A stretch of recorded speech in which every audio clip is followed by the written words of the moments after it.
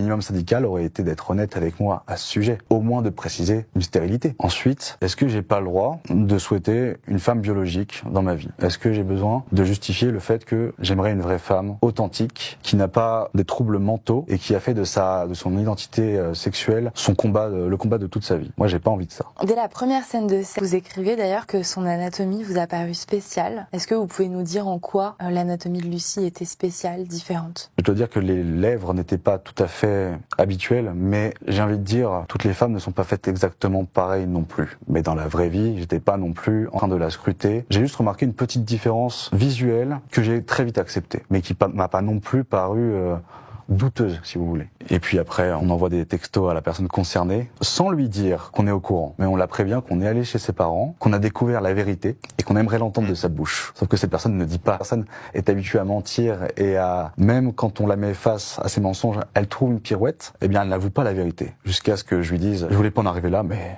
il fallait que je lui dise ce que je sais. Est-ce que vous avez été détruit par cette personne? Comme j'ai eu des idées très noires à un moment, je pense qu'on peut le dire, oui, j'ai été détruit par cette personne, au moins jusqu'à maintenant. Forcément, j'espère que ça ne me suivra pas toute ma vie, même si je risque de ne pas l'oublier. En revanche, je suis d'accord pour dire que les personnes trans traversent des périodes très difficiles. En même temps, je ne suis pas sûr que la société les emmène dans la bonne direction. C'est-à-dire, je ne pense pas qu'un trouble mental puisse être soigné en détruisant le corps de la personne. Si c'est le bazar à l'intérieur de votre maison, vous n'allez pas repeindre la façade. Moi, je pense que toutes les personnes trans qui en viennent justement faire des modifications corporelles, je pense qu'elles sont vulnérables. Elles recherchent quelque chose et elles sont prêtes à tout pour arriver à leur but. Vous expliquez dans le livre, effectivement, avoir eu des pensées suicidaires. Pourquoi ces pensées suicidaires? Eh bien, moi, je pense qu'on vit à une époque où tout ce qui est relation amour, c'est de plus en plus compliqué. Je regarde les chiffres du mariage, du divorce. Par rapport aux années 70, à peu près, on se marie 2 fois moins, mais on divorce 2 fois plus. Difficile de croire encore en relations humaines de nos jours, relations amoureuses. Et puis là, il y a cette femme superbe qui arrive dans ma vie, incroyable, très belle, qui me correspond sur tous les points, avec qui je crée une complicité, mais que je n'ai jamais vue, que je ne pensais même pas possible. Et tout à coup, on découvre que tout ce qu'on déteste dans ce monde, toute la décadence, etc., cette personne l'incarne à la perfection. Donc non seulement on perd espoir de manière générale, mais cette personne-là, particulièrement, transforme tout l'affect qu'on avait pour elle en une immense peine et émotionnellement, c'est difficile de s'en remettre.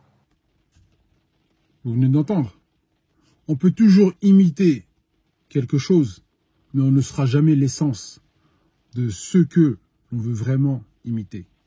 Une réelle leçon que malheureusement cette personne-là l'a comprise contre son gré, mais c'est une leçon aussi pour nous tous. D'accord? Même les gens qui malheureusement, les pauvres, veulent se persuader d'être telle ou telle personne, tu ne seras jamais cette personne-là. D'accord? Ton essence est un masculin, tu le resteras. A vitam aeternam. Ton essence est un féminin, tu le resteras. Il y a un moment donné où il faut que justement faire la balance entre ce qui se passe justement dans toutes ces propagandes spirituelles. Parce que pour moi, c'est une réelle guerre, c'est un combat. Excusez-moi d'utiliser des mots forts, mais comme je vous le disais dans la vidéo précédente, c'est un réel combat contre justement notre spiritualité. Maintenant, ils arrivent complètement, c'est-à-dire, c'est comme si on pouvait changer d'âme. Tu ne peux pas. Tu ne peux pas changer ton âme. Pourtant, c'est pas difficile à comprendre, mais malheureusement, je sais que l'être humain a toujours besoin de guide, a toujours besoin que on puisse l'indiquer, le renseigner, parce que c'est comme ça qu'on apprend. Nous sommes des créatures sociales, donc forcément, nous apprenons des autres. Et c'est très bien comme ça. Mais il y a un réel problème avec les personnes, justement, qui nous endoctrinent dans le mal. Vous voyez? C'est ça, en fait, le réel problème. C'est-à-dire qu'ils savent que c'est mal, mais ils vous endoctrinent dans le mal. Comme si eux l'auraient accepté. Il faut toujours se mettre à la place des élites. Mettez-vous à la place des élites. Est-ce que eux le feraient pour eux-mêmes? Parce que s'ils le feraient pour eux-mêmes, moi je peux vous garantir qu'ils ne seraient pas là aujourd'hui. D'accord? Ce ne seraient pas eux qui dirigeraient. Et pourtant, c'est toujours les mêmes qui dirigent. C'est que fatalement, ils ne le font pas. Ils nous font croire à une espèce de liberté de penser, une liberté de... je veux dire, sur notre corps, hein, sur ce qu'on peut faire, entre guillemets. Mais finalement, est-ce que en faisant cela, cette absence justement de contrôle de nos mœurs ne nous emmènerait pas vers un chemin qui finalement serait plus néfaste pour nous-mêmes que pour eux? Posez-vous la question.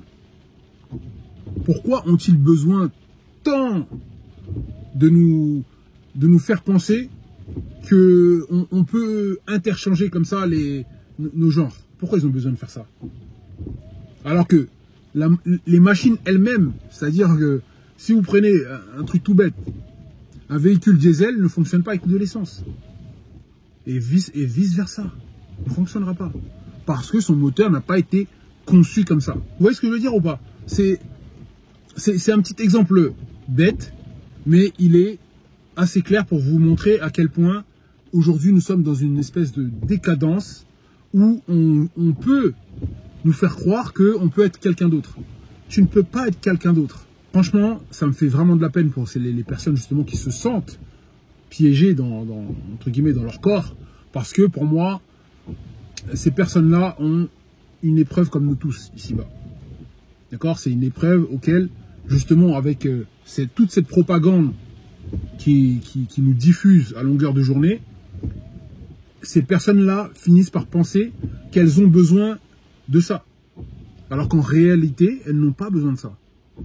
D'accord? Elles n'ont pas besoin de ça. C'est-à-dire que même pour un hermaphrodite, il y a toujours un sexe dominant. Il y a toujours une facette, justement, de leur être qui est dominant par rapport à l'autre. On n'est jamais neutre. Ça n'existe pas. Donc, à un moment donné, il faut arrêter très clairement de mutiler les gens. C'est de la mutilation mentale et spirituelle. Et il faut arrêter de se laisser faire par rapport à ça, parce que pour moi, ce n'est pas de la liberté. C'est une fausse liberté de vous faire croire que vous pouvez changer, vous pouvez interchanger vos sexes, vos manières de penser, parce que vous êtes un homme, du coup, vous pouvez penser comme une femme, vous êtes une femme, du coup, vous pouvez penser comme un homme. C'est du forçage d'esprit, et ça n'amènera, moi je vous le dis, enregistrez la vidéo si vous voulez, ça n'amènera à rien du tout, qu'à la déchéance de cette société-là. À moins qu'ils aient quelque chose derrière la tête qui fait que, bien entendu, nous, petit peuple, nous resterons en bas et eux seront toujours en haut. D'accord? C'est une autre manière de nous diviser et de nous faire comprendre que forcément nous ne sommes pas à leur niveau. Parce que si vous arrivez vous-même à ne pas pouvoir savoir qui vous êtes, comment vous feriez, vous, pour pouvoir justement vouloir diriger un jour peut-être la société? Peut-être qu'il y a parmi nous, il y a des futurs présidents. D'accord? Je ne parle pas de moi, hein, parce que voilà, dans ce pays-là, jamais. Mais peut-être pas parmi les gens dans la France, il y a des futurs présidents, il y a des futures bonnes personnes justement qui pourront ramener l'État français ou d'autres États européens au sommet. Mais pourtant, si, je veux dire, on continue à tendre vers cette direction-là, je peux vous garantir qu'il n'y aura pas beaucoup de personnes à venir qui pourront éventuellement diriger quoi que ce soit. D'accord? Mis à part s'ils ont prévu justement de nous faire diriger par des espèces d'IA auxquelles tout le monde y croit et pense que c'est leur futur Dieu. Mais voilà, c'est à ça qu'il faut penser, parce que ce monsieur-là, malheureusement, lui, s'est fait piéger par le système. D'accord, il le dit lui-même, hein, il s'est fait piéger par le système, le pauvre. Et on se sent, je le comprends, on se sent vraiment désarmé. Et vraiment, pour ma part, c'est vraiment un VIOL. Hein. Ça, il n'y a pas de doute là-dessus. D'accord? Quand vous pensez que cette personne-là est que, je veux dire, l'être que vous pensez qu'elle est, et que finalement, elle ne l'est pas. Je crois que, malheureusement, la société dans laquelle nous sommes nous plonge petit à petit dans nos émotions les plus tordues. Il faudra qu'à un moment donné qu'on puisse se relever par rapport à ça.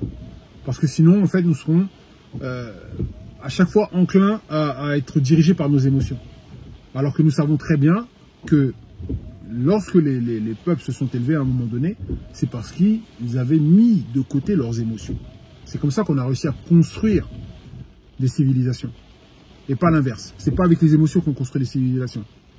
Non, on aura vu beaucoup plus de personnes féminines qui, elles, sont plus portées sur leurs émotions, diriger, avoir des empires, etc., etc. Alors que ce n'est pas le cas. Ok, excusez-moi de le dire encore une fois, de remettre ça sur la table, mais c'est la réalité. Aujourd'hui, on veut nous faire croire, de nous emmener dans un espèce de projet féminin qui, afin justement qu'on puisse, nous, encore une fois, rester en bas.